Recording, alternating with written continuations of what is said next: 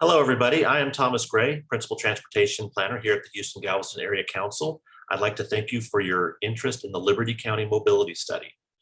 The Houston-Galveston Area Council has conducted a study of Liberty County to understand how safety and mobility options can be improved within the area. We are listening and working with elected officials, businesses, and residents, and developing a plan that addresses your community's transportation needs to make it safer, economically stronger, better connected, and more accessible to everybody. Next slide. In this presentation, we will discuss the project, its overview, its visions, and its goals, and discuss its draft recommendations, including an online tool where you can look and provide comments. We will discuss our next steps and then how we are going to finish this study.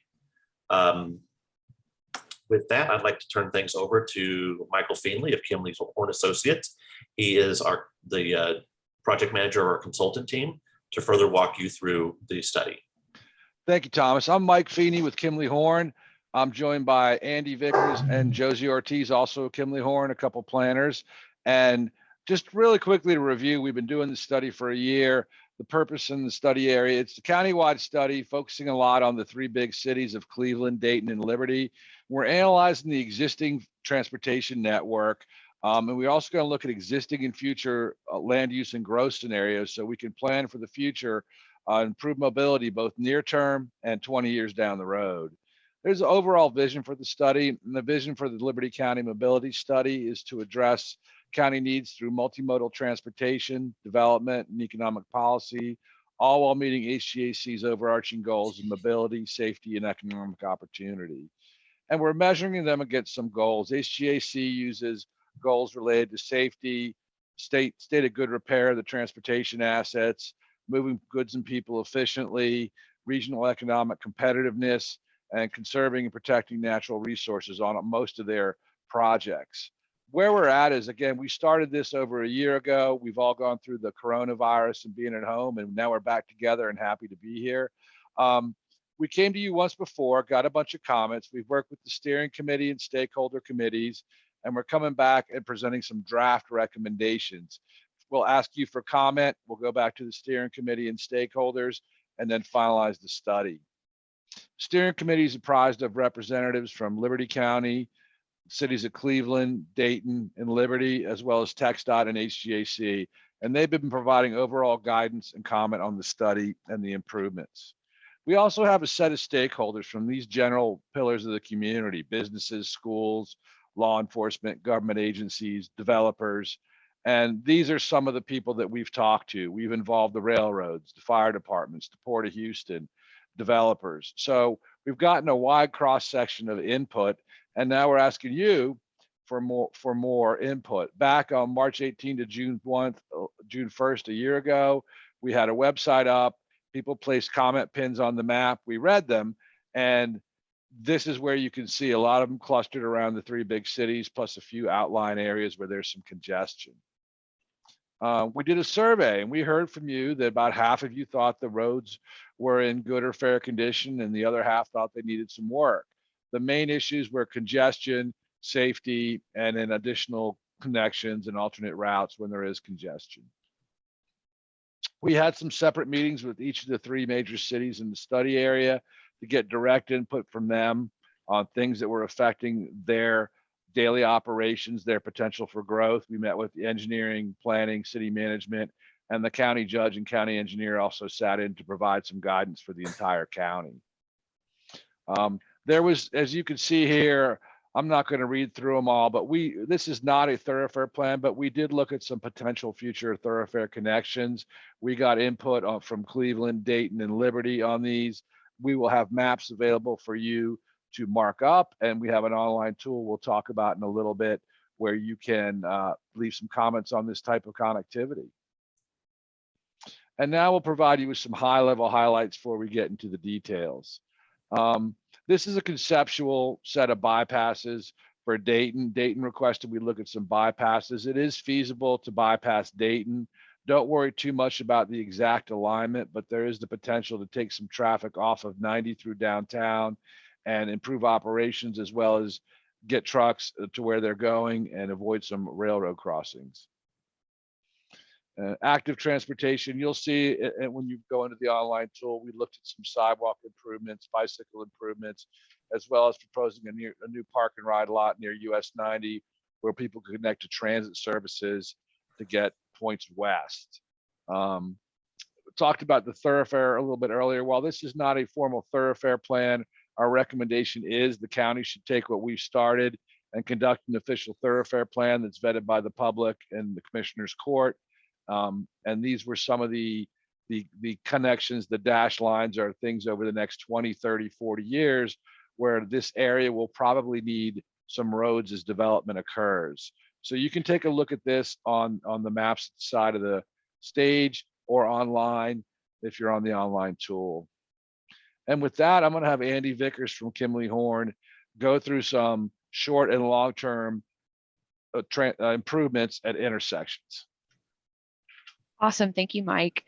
The performance of an intersection is determined based on how much delay each vehicle experiences there. So for example, if you're stuck at a red light for too long, or if there's not enough time to make a left turn at the light, you can say that that intersection is performing badly. The more delay that you experience, the worse the performance of that intersection. We give each intersection a grade for its performance, which we call its level of service. This is similar to a grade that you would get in school. If the intersection has a grade of A, B, C, or D, it's passing and it doesn't need any improvements. But if the intersection has a grade of E or F, it's failing and we should recommend some improvements. Next slide. We analyzed the performance and made recommendations in two phases, short-term and long-term. Short-term improvements address the traffic concerns we observed in 2021. Then we predicted how much traffic there would be in 2045 and recommended long-term improvements to address that. In addition to addressing concerns in the moment, short-term improvements are generally cheaper, easier to implement, and can be started on today, whereas long-term improvements are more expensive, complicated, and take longer to be implemented. With that said, our goal was to get the intersections to passing level of service in both short-term and long-term phases. Now let's take a look at the performance of our study intersections. In Cleveland, the intersection of Cold Spring Road at Interstate 69 has a passing level of service C, but we know this intersection will need help in the future, so we recommend that a light is installed there. Also, the intersection of SH 321 and SH 105 has a level of service F in 2021 already, so we recommend adding a turn lane to alleviate some strain. Next slide. See, that bridge intersection is struggling in the long term, so in addition to signalizing that, a more long-term solution would be to widen the bridge so that more vehicles can cross. And again, 321 and 105 can use more lanes to reduce delay. Generally, long-term recommendations are more intense. Next. In Dayton, we observed that several intersections near US 90 have a failing level of service because drivers are trying to avoid traffic along US 90. In the short term, we can help this by adding some lanes, installing a signal, and adjusting some of those existing signals. 20 years into the future, however, some more lanes could be added to these intersections to accommodate an increase in traffic. But overall, we determined that constructing a bypass that Mike mentioned earlier around the city would provide the most relief. We recommend providing access points north of Linney Street, east of Colbert Street, and west of Clem Street, but the exact design of the bypass is still to be determined.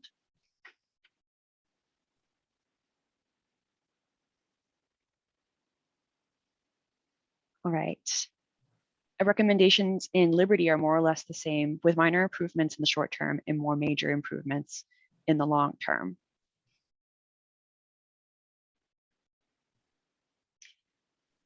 We also observed that the Main Street corridor of Liberty presents an opportunity for consolidating driveways, which would improve both safety and capacity in the city.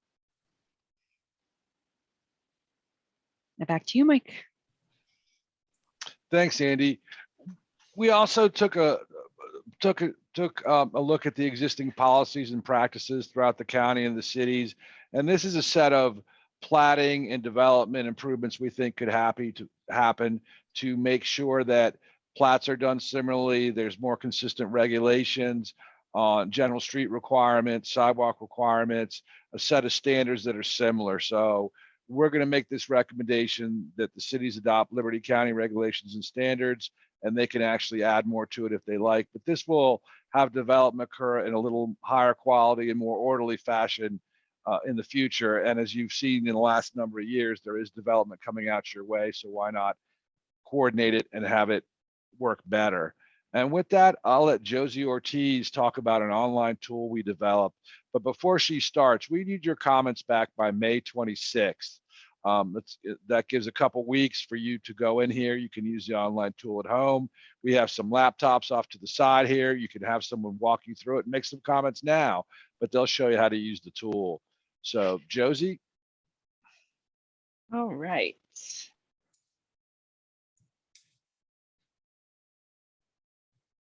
Okay. I am actually, Mike, Say what? I don't think I can get to the map from here. You may need to. Do I need to pull it up? Oh. Okay. I can.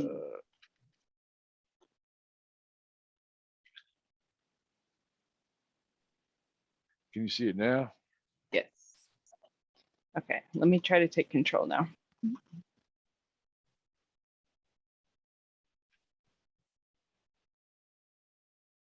Okay.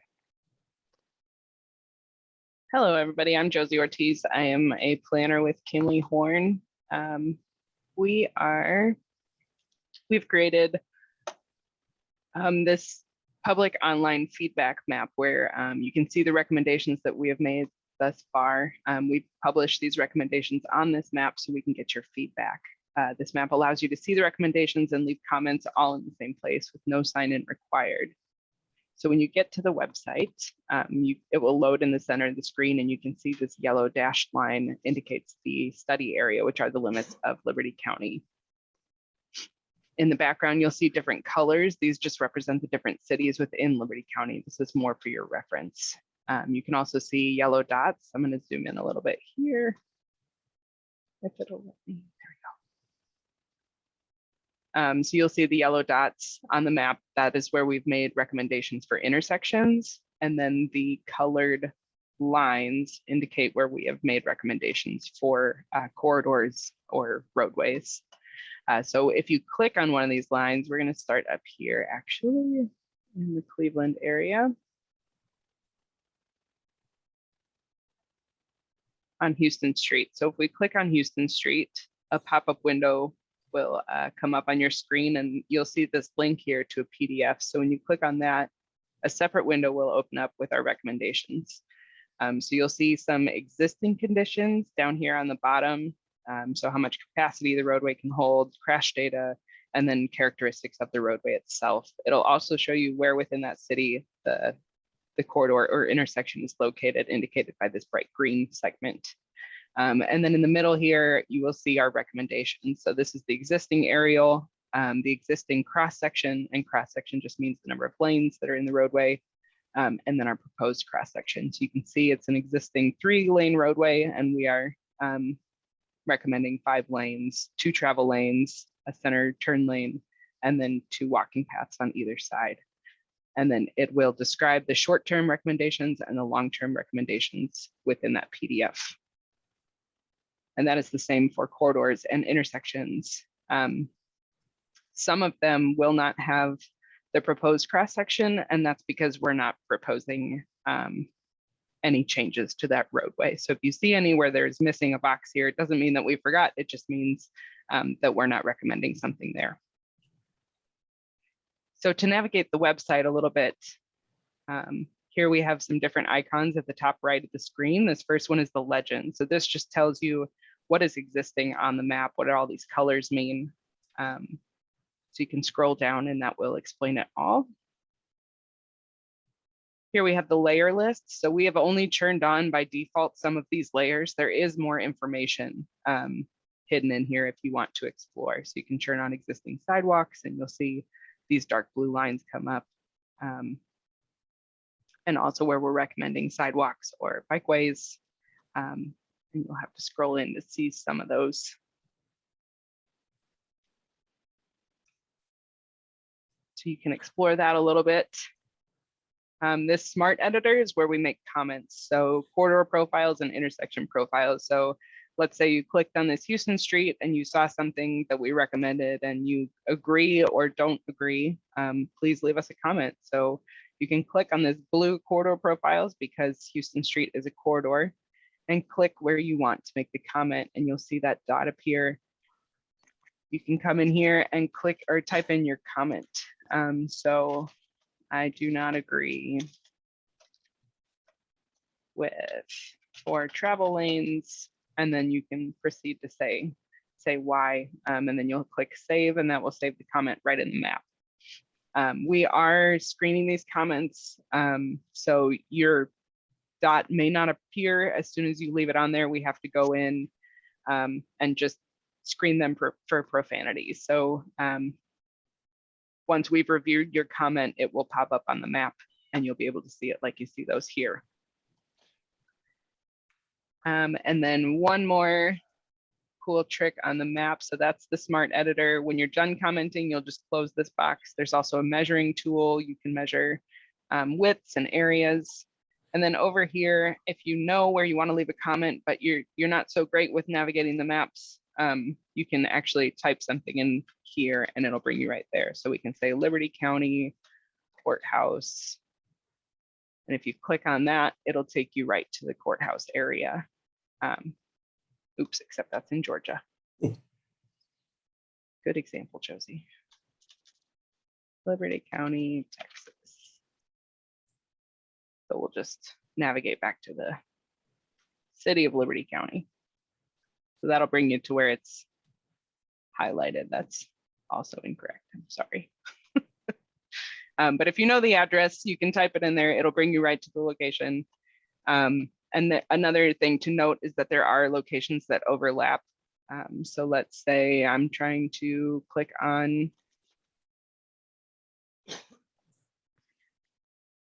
this intersection here. It also overlaps with a corridor and a city. So here you'll see this scroll arrow.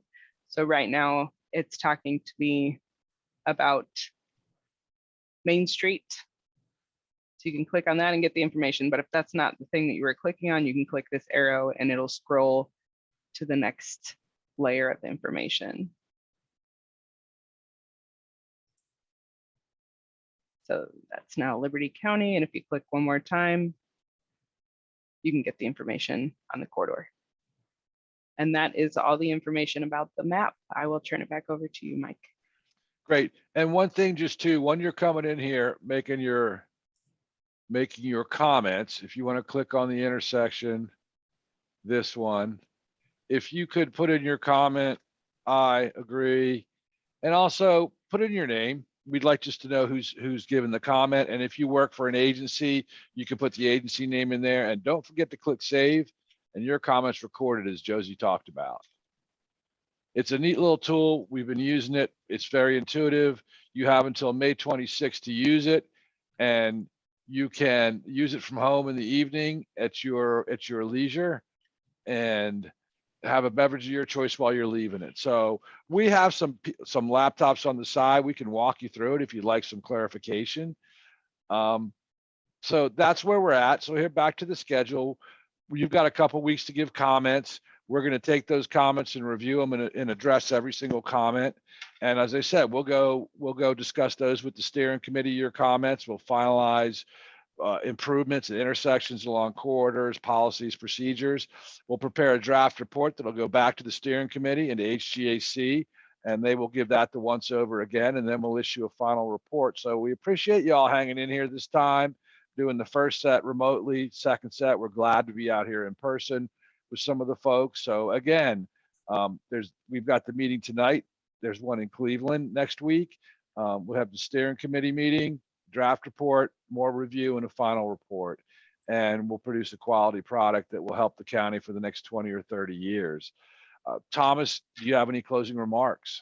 No, just to reiterate that our public comment period runs from May 12th through May 26th. We will provide a link to the mapping tool that was just demonstrated on our website. As you can see the link here. And we hope that you'll be able to give us your comments on the study.